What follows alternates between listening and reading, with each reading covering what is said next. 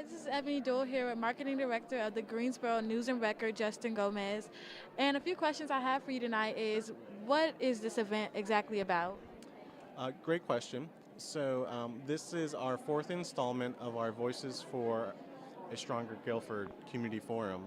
And tonight's forum is going to focus on gender identity and what it means as far as how it relates to both the individual within gender identity and how the conversation as a whole is happening right now in the community and what sort of new research is coming out about it. Why have you guys had four forums? Well, as the News and Record, we feel it's really important to be engaged with our local community. We've been around since um, the late 1800s, so that's a good while. And we find that being engaged with our reader and the community at large um, in more ways than just them reading the newspaper each day, but interacting and engaging with topical issues in our community is a good way to have engagement from our reader, and it's something that we can give back to the community and generates hopefully good conversation and maybe some relationships are built here tonight and maybe some next steps are taken. Now, who was all invited out this evening from the community? Was it just anybody or was this a invitation only event? It was free and open to the public. So we've had promotions and advertisements on our website and on our mobile apps and in the newspaper and on Facebook for some time now. So yes, anyone was welcome to join us tonight. And can you tell me a little bit more about what you do as a marketing director here tonight? Sure. As the marketing director, I tell people I have the most fun job in the building. I get to engage the community at lots of local events such as this one. And I also get to work with a lot of our nonprofit partners here in Greensboro.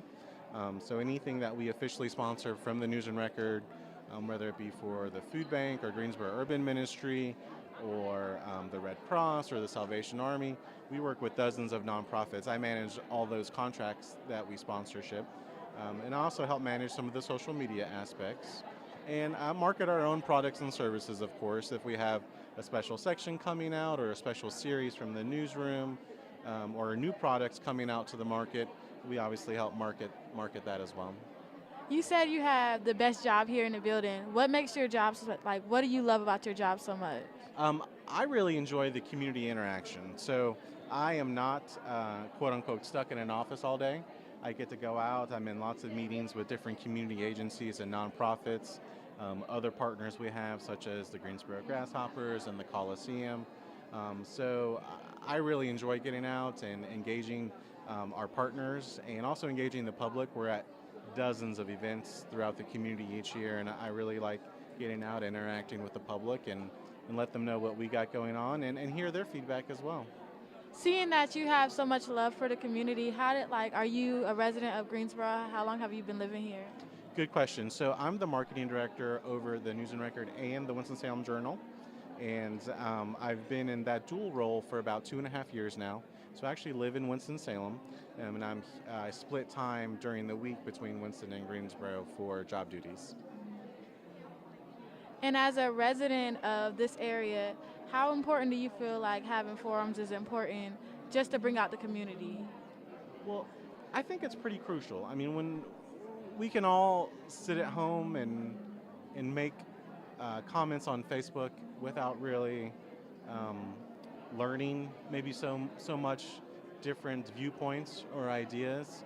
But we found it better when people engage face to face and have human interaction. And we've come to find out people learn things and have great positive conversation and ideas are struck up and collaborations are put together and we found it pretty beneficial for the community. Thank you. All right, thank you. Okay, you guys, I'm here with Miss Cox and Miss. Candace, don't call me Miss. Okay, Cox, Miss Candace. No, just Candace. Just Candace? Yeah. Okay, I'm here with Candace. And Candace, how do you feel about being the first transgender woman? Can I say transgender woman? Sure. Transgender woman meeting with the governor. I feel really humbled um, because I realize that it puts me in um, a position where a lot of people have really come to respect that, and it's historical, and I'm a part of history, and so I'm humbled because I want everything I do now to be calculated and to be serving the better good and the betterment of man. Um, Use my power and my whatever you want to call it for good. And after tonight, with being on the panel and talking with other panelists, um, what good could you walk away with? Like leaving from here, what's a good thing? Do you feel great about speaking and helping others in the community? Did you learn anything tonight about trans people that you didn't know?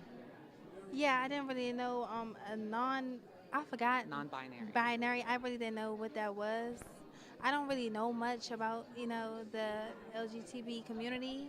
So it was kind of eye opening. And I know, what was her name? I'm trying to remember the lady who sat next to you. Yeah, when I was listening to her speak, it just shows me like no matter what someone classifies as, like you still have things in common. She was kind of like goofy, and I'm just thinking like if that was me up there, that would have been me, because I joke a lot. So yeah, Me too. yeah. So So then, yes, I walk out of here being very happy and accomplished because you learned something.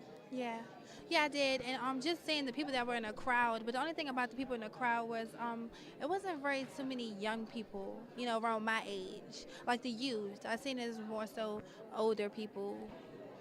I speak to a lot of young people. I speak at a lot of colleges and universities. I love speaking to young people. I like speaking to older people too. So I wish there had been more young people here, but it's okay. Yeah. There's other venues. And let And me young see. people, internet. You guys, your generation is the internet generation. You don't come out. You just go online. Yeah. So, what would you say to someone who is trying to classify themselves but really don't know how to, What do you mean? as far as their gender? Like, they don't really know what to classify themselves as. They don't really know. They're trying to find themselves. They're trying to figure out what they call themselves. Like, what I are would they? say you will very rarely find someone who is trans but doesn't know how to identify themselves. Yeah. That would be rare. I wouldn't know what to tell that person. I've never actually encountered that. Usually it's everyone else that they don't know how to treat them or what to call them. Um, but I'd say almost every trans person I've ever known of, they know what they are, what they identify as, what to call them. They know that. And how do you feel about the bathroom? I need to use it right now. You want my serious answer? Yeah. I have breast and I have a vagina. What do you have?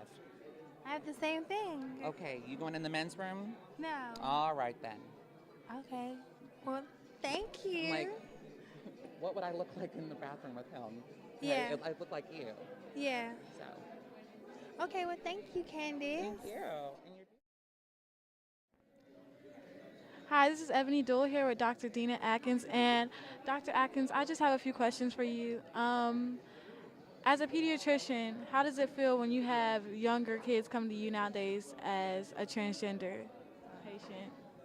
Um, yeah, younger kids have been coming to me more and more, and they've finally been able to have a voice and learn more about what that means to be transgender. And I think that it's a really good thing, and that families are learning how to support these kids. And the fact that they come to me is usually a very supportive situation. And hopefully we can do some education and see what we can do to help. As a pediatrician, do you feel like it's your job to educate the parents more, or do more transgender kids coming to you help kind of educate you?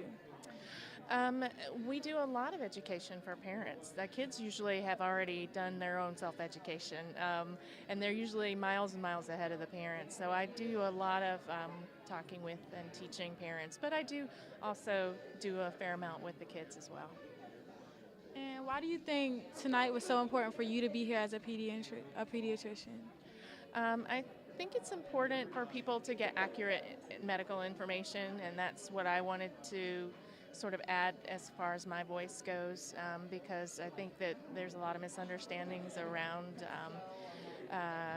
being transgender and what that means and what's involved. And you talked about tonight the medical field doing more research about transgender people. And where do you see the medical field heading in this direction in the next 5 to 10 years? Well, now that the NIH has actually acknowledged the LGBTQ community as a community with health disparities, I think we have a lot better chance at getting some funding for research. To date, that's been a big issue, and so hopefully we'll be able to really make a lot of progress. Well, I would just like to thank you for tonight.